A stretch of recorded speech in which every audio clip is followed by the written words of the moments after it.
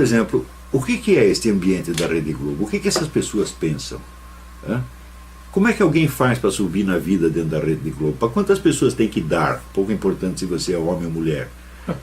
Existe algum romance que trata disso? Existe algum filme que trata disso? Fala, como? Não tem nenhum. E, no entanto, isto é um fator que decide a nossa realidade e o nosso imaginário está totalmente deslocado disso. O que é a vida, vamos dizer, nas redações de jornais? O que é a vida dentro da militância política? Qual é a troca de favores? Quem come quem? Quanto dinheiro o sujeito leva? Você não tem uma obra de ficção que retrate isto, meu Deus do céu. Então, é claro que, vamos dizer, a mentalidade das pessoas é formada, vamos dizer, pelo imaginário social. E o imaginário social é produzido pelos artistas, meu Deus do céu.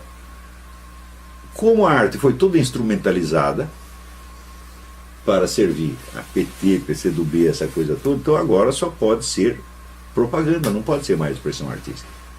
Não, você não pode mais ter o contato direto com a realidade e expressar, como dizia o Saul Bellow, as impressões autênticas. Resultado, você cria uma multidão de deformidades mentais, né, que não acaba mais. E essas deformidades mentais, elas podem ser úteis,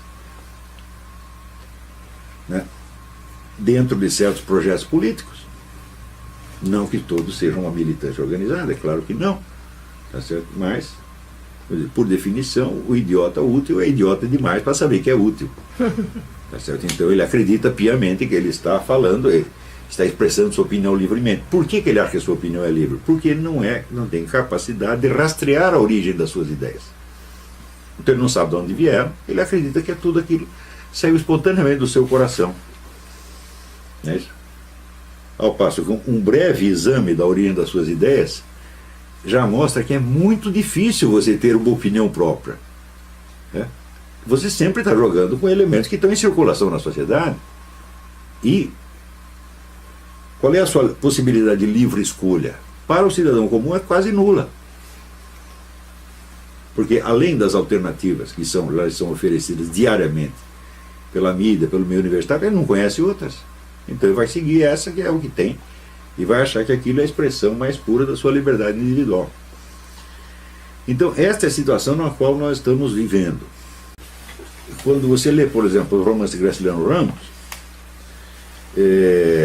o Graciliano Ramos é um homem de classe média, que até subiu na vida de maneira relativamente precoce. Ele foi prefeito da sua cidade, era um homem que tinha uma boa situação, mas que se expressa na língua da luta de classes.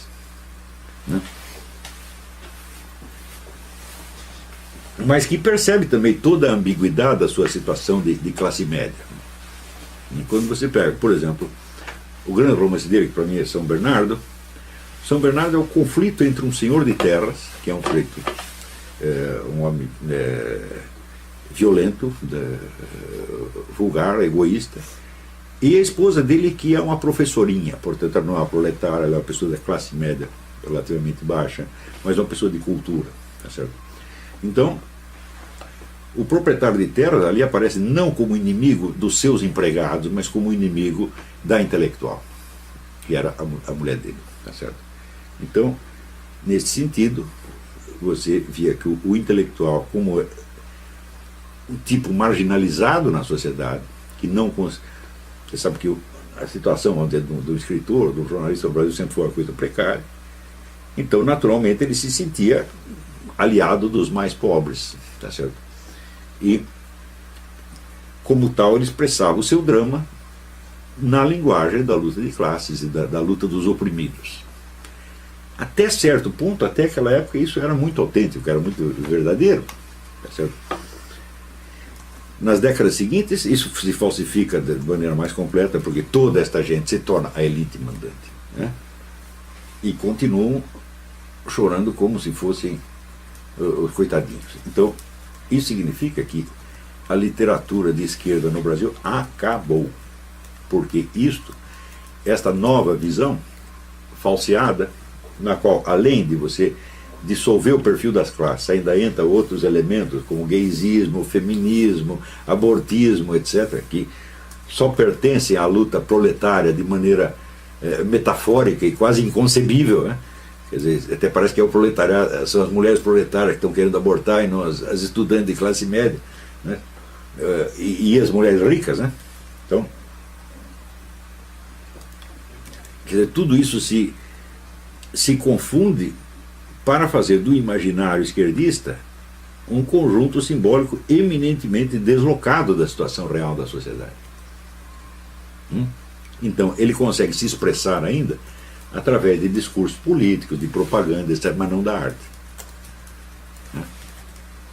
A arte, a expressão artística, ela depende de uma sinceridade profunda. Claro que a sinceridade artística não é a mesma coisa que a sinceridade pessoal nas relações humanas, mas ela existe e ela é uma exigência fundamental da arte, aquilo que dizia o Saul Bellow, quer dizer, os artistas, os escritores, trabalham com impressões autênticas. Se eles vão pegar apenas um chavão político, acabou a representação artística. Você pode criar, vamos dizer, um discurso de propaganda, mas você não vai fazer um belo romance, um belo poema, acabou. Então a literatura de esquerda no Brasil acabou. Tá certo?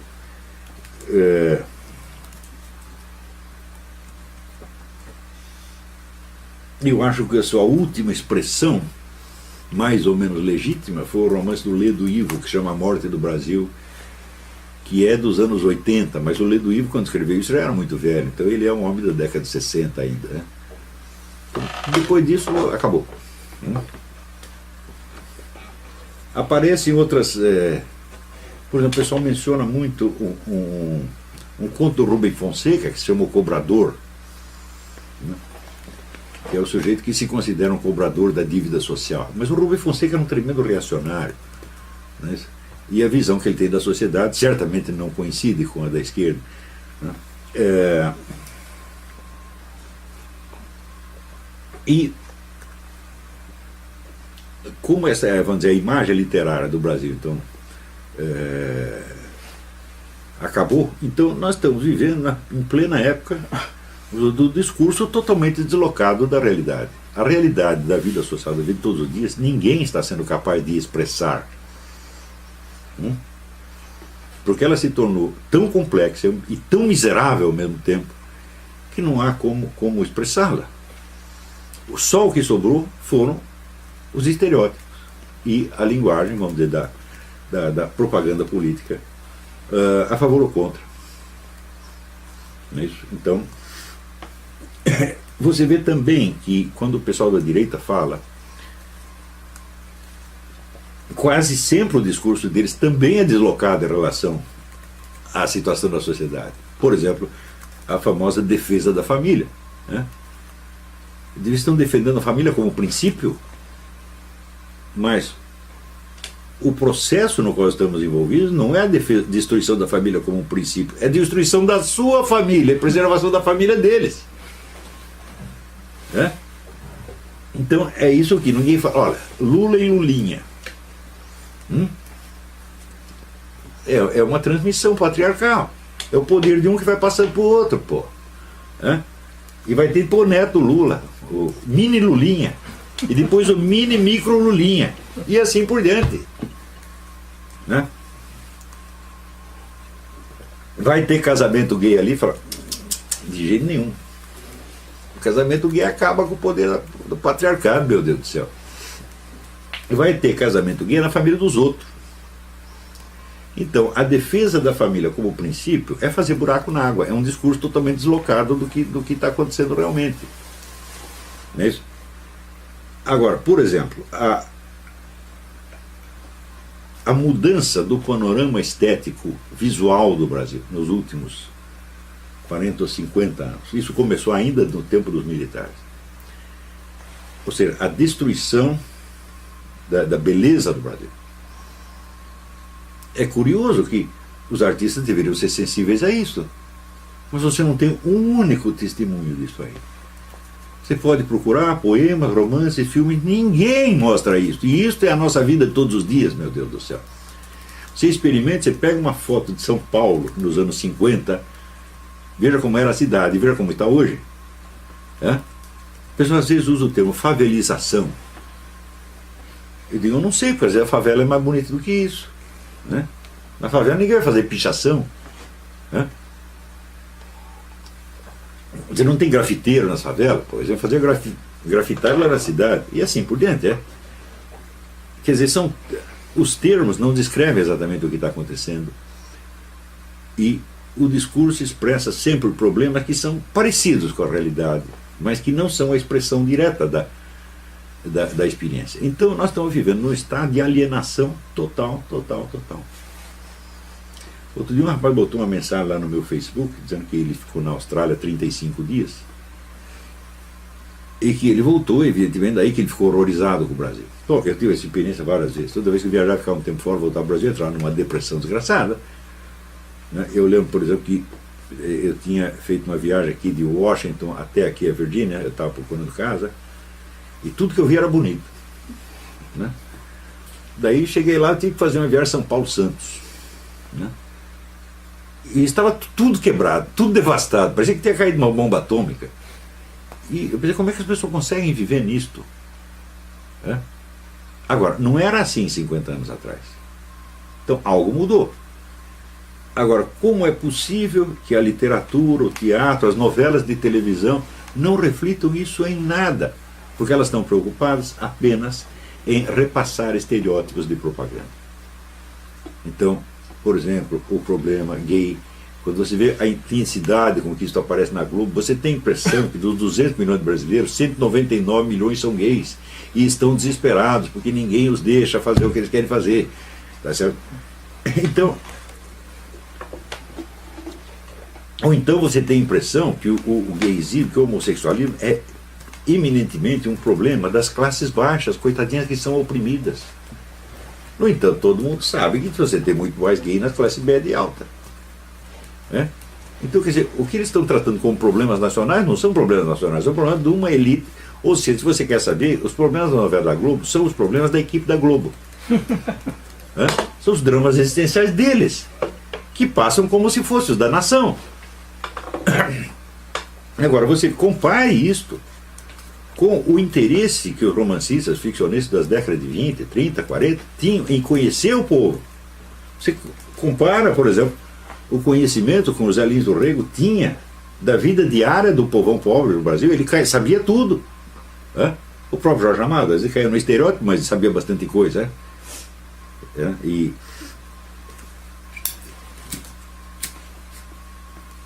muito do que tem na obra dele é descrição autêntica, é expressão autêntica da vida nacional. O Graciliano Ramos e outros tantos. E hoje, se você por um momento você toca numa situação real, você causa escândalo. Porque o imaginário das classes falantes, e sobretudo da classe artística, não está preparado para isso. Ele está preparado para expressar o seu drama, os seus interesses, os seus desejos. Vocês lembram aquela cena do filme Tropa de Elite, em que eles estão na sala de aula e aquele estudante que é um soldado também, ele diz: o que vocês estão falando de narcotráfico? São vocês que alimentam o narcotráfico, vocês consomem a droga, vocês têm o dinheiro, vocês vão lá comprar droga. Se não fosse vocês, não existia isso. Isto é ou não é uma realidade? Isto é uma realidade. No entanto, todo mundo ficou bravo com a cena. Então isso quer dizer que você expressar a realidade da vida no Brasil se tornou proibido. Então é por isso que acabou a arte, meu Deus do céu. Ela só acerta quando se engana, como foi o caso do filme A Tropa de Elite. O cara cometeu um erro e tem uma cena real. Também o cara que fez o Cidade de Deus, o que é? O garoto está num meio urbano totalmente corrompido, violento, sob o domínio do banditismo e tal. E aonde que ele vai encontrar abrigo? Ele volta para o interior, onde só tem aquelas velhinhas rezando. Eu assisti e falei, mas esse é o filme mais reacionário que eu já assisti na minha vida. Ele está dizendo, o Brasil moderno é só corrupção e só o que resta de bom são as velhinhas que estão rezando lá no interior. O que é verdade. Cidade de Deus não, perdão, Central do Brasil. Errei. Cidade de Deus eu não assisti. É Central do Brasil. E O que aconteceu? Ninguém comentou que o sentido do filme era esse. Ele disse, esse filme é uma apologia do velho Brasil. Cristão, conservador, né? Até rotineiro, tá certo? Onde as pessoas têm segurança, onde ninguém quer matar você, né? E eu não vi um comentário nesse sentido. Quer dizer, o indivíduo real, ele expressou uma realidade, isso existe mesmo. Nós sabemos que as coisas são assim, se é que este Brasil do interior ainda existe. Ele existia quando o cara fez o filme 20 anos atrás.